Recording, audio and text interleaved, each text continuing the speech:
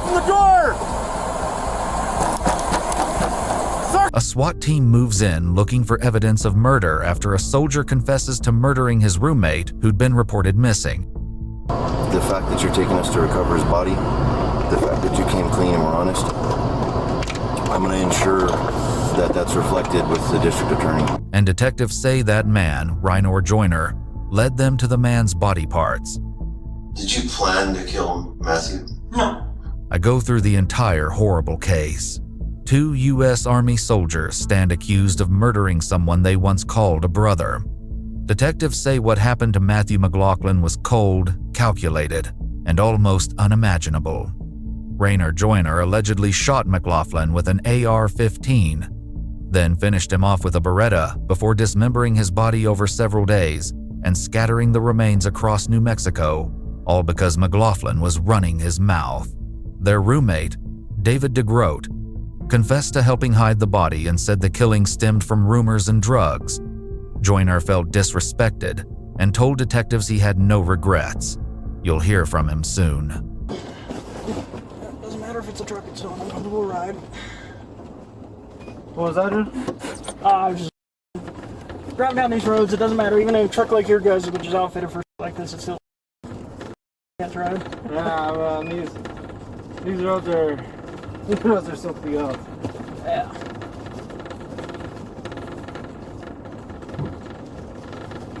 You should see it when it storms and rains. When it rains and snow up here. Yeah, when like the spring when the snow is melting is when it's scary. Yeah. For more than 2 hours, detectives drove and stopped as Rainor Joiner sat in the back seat of the truck. The detectives stopped at the locations that Joiner described, somewhere miles off the road. At those locations, they found body parts that they believed belonged to Matt McLaughlin. How comfortable do you feel? Nah, you know what? You're good. You're good. Just communicate with me through here. Okay. Guide me. I'm gonna sit in the front. Just guide us to where we need to go. Okay. Okay. Okay. Appreciate you, bro. And all I can tell you is, me and my partner are the ones in charge of this. The fact that you're taking us to recover his body, the fact that you came clean and were honest, I'm going to ensure that that's reflected with the district attorney. Okay? Understood. Understood. I can promise you that I'll do that for you. Understood. Okay? Okay. All right, brother. Let's go get this man so that way we can lay him to rest, okay? Yeah.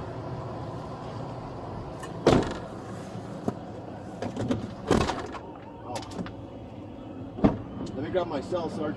Okay. Rainor also made small talk with the detectives about guns. Yeah, well, the thing is that we're 1911, but anybody could pretty much carry what they want if they want to qualify and go through the steps, Yeah, I know. Deputy is dealing with me. I know he rocks a Beretta M82, I think.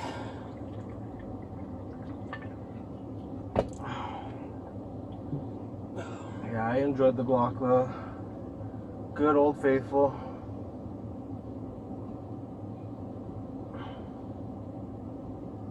You were carrying a revolver though, weren't you? I was. I usually use the Springfield Echelon, but I was just in town. Couldn't find the holster for my Echelon, so I just was carrying the 38 Special Roscoe snub nose.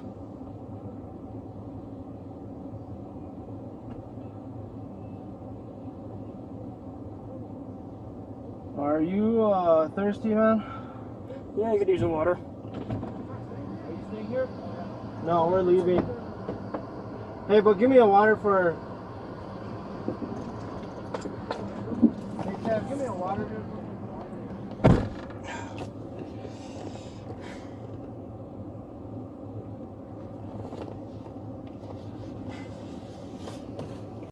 That's uncomfortable.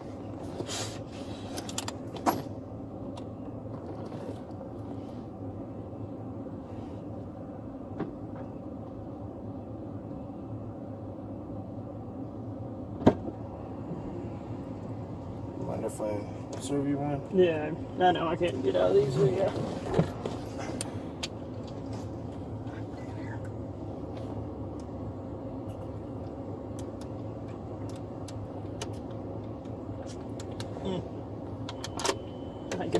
Good or more?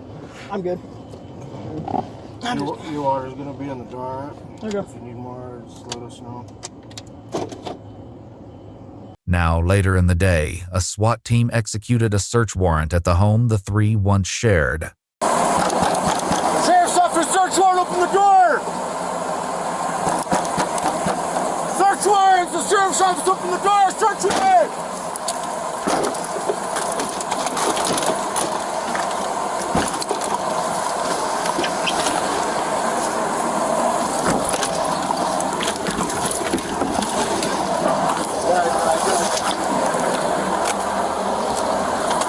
Search warrant! Sheriff's office! Throw your hands! Open and empty! Got dead space left! It's tight, it's tight, it's tight. Dead space right, I'm gonna move left. Byers and Kevin, clear that left. I'll hold right here. On me. Moving. Clear. Clear. Secondaries. Check everything.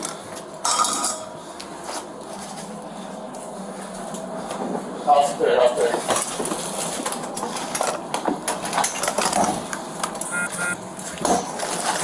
Clear, no. Clear.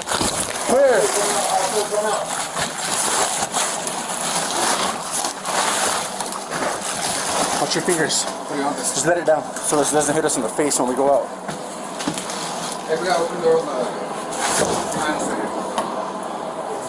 Okay.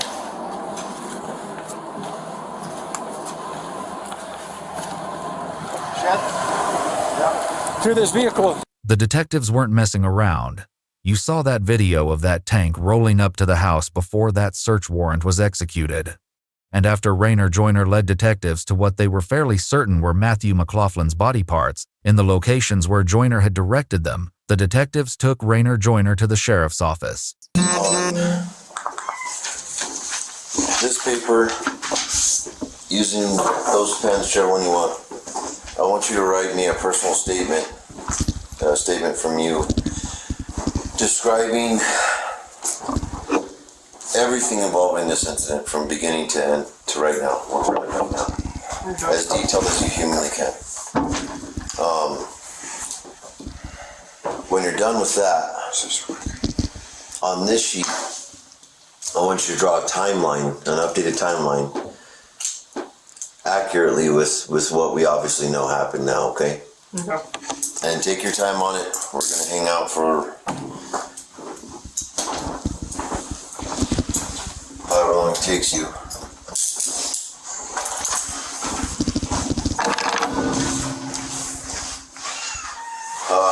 Also, man, I want to read you your Miranda rights again real quick. I'm just going to tell you.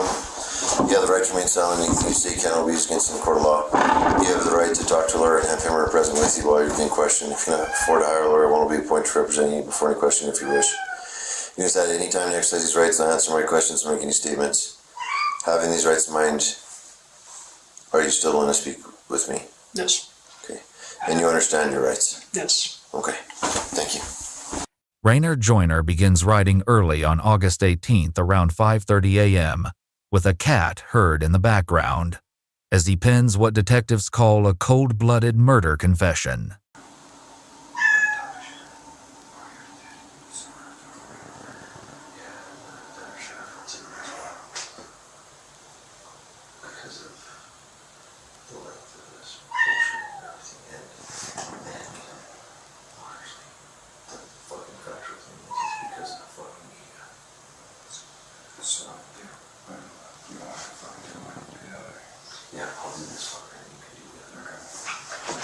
That's going to be the best way to do it, bro. So that way we're not here all freaking morning.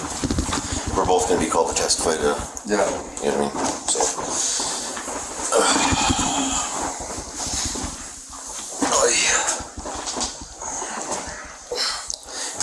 Cold, bro. Dude, I know.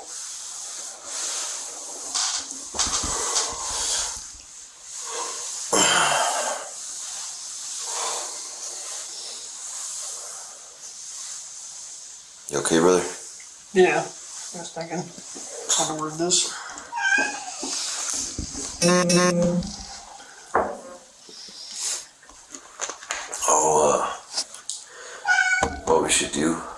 because we did it to David too. Cuff his left hand to the chair arm. Yeah. It's just so that way we treat you the same as we treat everybody. You know what I mean?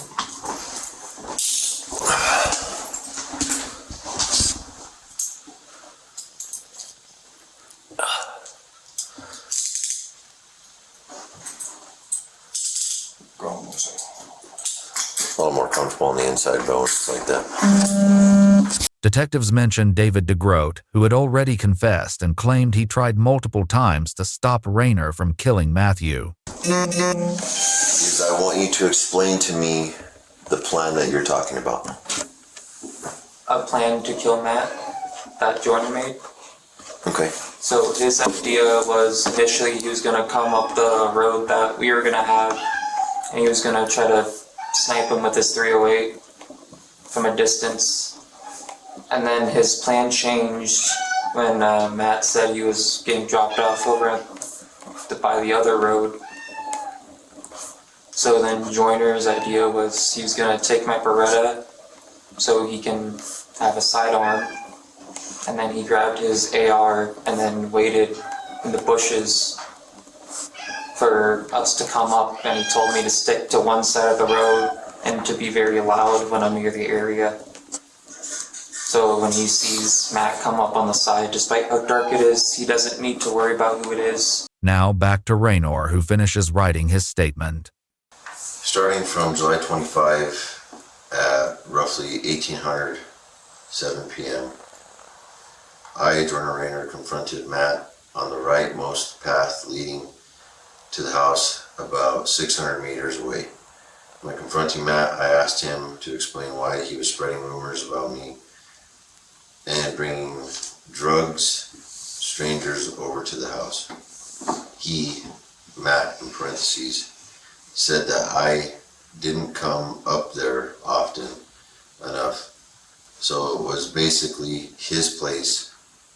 In a dark state of mind, I shot him with the Springfield Saint AR rifle I was carrying. After shooting him, I dragged his body to a tree 40 meters away on the left side of the road.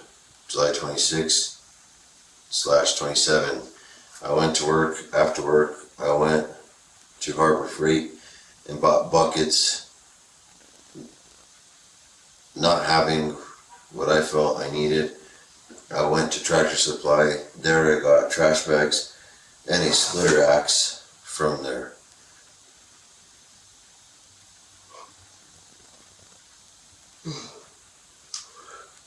I went to the land, going back to the tree to cut off his head and hands.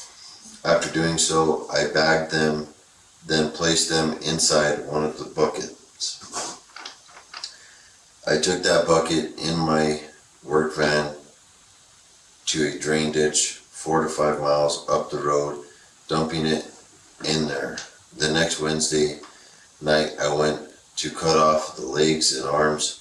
I found that wildlife had gotten him, so I cut off his forearm and legs below the knee, bagged them.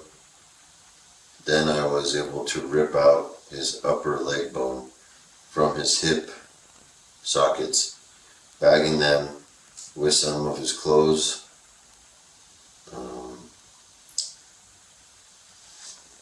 Which word was that? Oh, I believe you're trying to say finally, but it's spelled final. I bagged his torso, throwing it all in a drain ditch 7 to 6 miles up. Thank you. What took place? Just describe and explain to us the entire situation with Matthew. Let's see. So, everything I told you last time we spoke about, like, him spreading rumors and all that wasn't a lie. That was all factual.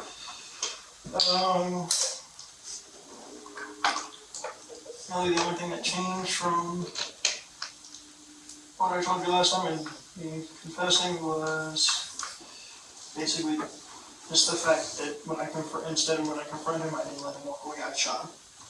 So everything was pretty much the same. Like I said, he was spreading rumors, he was bringing drugs, he was bringing strangers. Hey. And I confronted him, I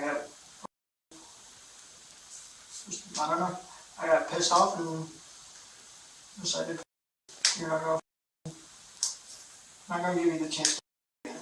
And so I shot him. When they didn't have what I was looking for, I went to Harbor Freight, ended up deciding the best tool to use would be the splitter axe, and also bought some bags, 33-gallon trash bags. From there, went back up to the land, back up to that spot, cut off his head and hands, bagged him up, put him in the Harbor Freight bucket, drove back down the mountain, about 4 or 5 miles, found a deep drainage ditch, threw the bucket down there. That next Wednesday, which I think was about the 30th, 31st, Wednesday going into Thursday, was my next time off. Next day off, so I went back up there Wednesday night, late Wednesday night, found the animals that already started to expedite the process, cut off his lower legs and forearms with the axe, bagged them up, set them aside, and bagged up his torso. Took it all back down, went to another drainage ditch that was further up, about 6 to 7 miles up the road. From there, you guys interviewed me a few days, sometime after that. It was around, August 16th, 15th, 16th. I don't regret what I did, is what I'm saying. At the end of the day, I don't regret what I did. That wasn't the same dude I started with, like I said before. And why don't you regret it? Honestly, I'm not. Truth be told, I've never been exactly had a normal sense of, a normal sense of humanity. I don't know how else to put that. I've always kind of been the odd one out when it comes to shit like that, and always been the first one to just say it's like, well, you can always deal with there's always one way to deal with a problem permanently.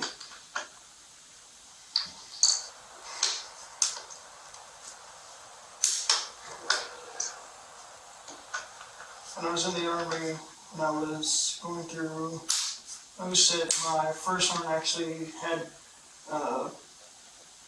my first one at the time actually forced me to go to behavioral health and talk to a counselor, because I didn't deal with things in a normal way. Rainor Joiner confessed to killing Matt McLaughlin but denied planning it, contradicting David DeGroat's claim.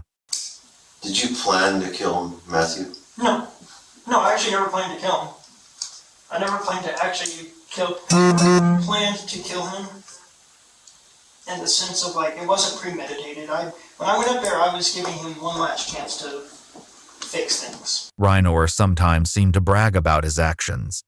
He told detectives he was chronically homeless growing up and shared a lasting memory of something his father once told him. He looked me dead in the eye and said, son, you're like me. You're going to like killing. You're going to find it easy. I guess he's not wrong. But, so, okay. Have you ever killed anybody else? No. This is your first time ever murdering somebody? Yes. Rainor Joiner faces a number of charges, including conspiracy and first-degree murder. So does David DeGroat. Rainor Joiner's attorney told a New Mexico newspaper that he believes his client's mental competency could be an issue based on what he saw in that police interview.